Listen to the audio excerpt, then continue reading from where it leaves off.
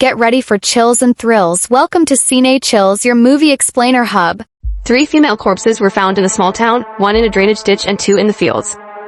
3 women were tied, raped, and killed. The tragic death caused panic in the small town. No one dared to go out and stroll around. She was confident that Taekwondo could defeat any assailant who tried to do something bad to her. Lu Zhu walked on a remote road in the heavy rain. Fortunately, she was just startled, slightly different from the previous 3 victims. This time the victim was not wearing a red skirt and had no backpack on her head. Bangza thought the murderer likely captured Lu Zhu near a distant factory and dragged her into the woods before committing the crime. The heavy rain last night destroyed all traces, so the police did not get many valuable clues. The case was at a standstill again. Xiao Mei provided an important clue when Bangza and others were confused. She discovered that whenever it rained, someone would ask for a less popular song by Qing Ben-Jurin on the radio.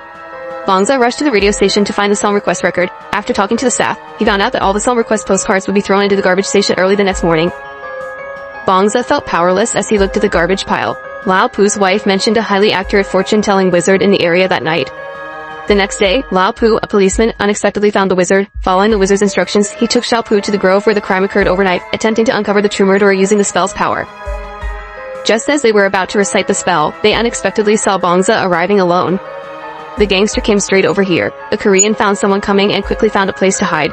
After the man came here, he actually took out a woman's underwear from his crotch and started to have fun in front of the 3 people. The shocked Xiao Pu accidentally stepped on a branch. The man was so scared that he pulled up his pants and ran away. Lao Pu and the other 2 chased the man from behind. He fled into a nearby factory where many workers were in the vocational class. The 3 knew the man must be among the workers, so they began to observe everyone carefully. Lao Pu saw the man's pink face when he was enjoying himself and immediately gathered everyone together. Lao Pu carefully identified him again. After receiving the order, Xiao Pu kicked the perverted man to the ground and successfully captured this big pervert. Lao Pu's excellent performance made the Koreans reconsider his teammate. Despite catching the man, the criminal did not confess to any murders. He claimed he went to the forest for pleasure from the criminal atmosphere and that it was not illegal. To make the pervert confess quickly, Lao Pu started using the memory recovery technique. The trick was 101. The pervert confessed to being the murderer and admitted to killing people in the school toilet. Koreans were immediately alert when they heard it because a few days ago, on a rainy night, 2 students also claimed that there was a murder in the school toilet. Bangza went to the school to find the student who said this. Unfortunately, the girl knew nothing and just heard it from hearsay. Bangza had to go to the toilet to look for clues. From a female teacher, he learned that there was a woman named Yingza in the back mountain who might know the details. Bangza went to the back mountain. When Yingza saw her, she was frightened and ran into the house to hide.